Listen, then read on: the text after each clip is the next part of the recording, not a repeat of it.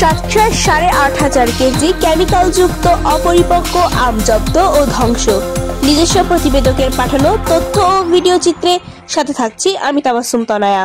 সাতক্ষীরায় ৮,৫০০ কেজি কেমিক্যালযুক্ত অপরিপক্ক আম জব্দ করে ধ্বংস করেছে প্রশাসন।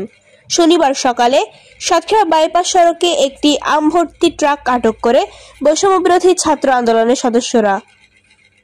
খবর পেয়ে ঘটনাস্থলে পৌঁছান সদর উপজেলার নির্বাহী অফিসার ইউএনও সোয়েব আহমেদ এবং উপজেলার কৃষি অফিসার মনির হোসেন। আমগুলো পরীক্ষা করে কেমিক্যাল মিশ্রিত ও অপরিপক্ক প্রমাণিত হয় তা জব্দ করে রুলার দিয়ে ধ্বংস করা হয়। তবে আমের মালিককে পাওয়া যায়নি।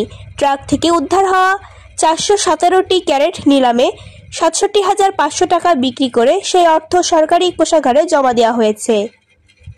ইউএনও সোয়েব আহমেদ জানান, ঢাকাগামী একটি ট্রাকে অপরিপক্ক আম রয়েছে। এমন তথ্য পেয়ে ঘটনাস্থলে গিয়ে কেমিক্যালযুক্ত ও অপরিপক্ক আম ধ্বংস করা হয়।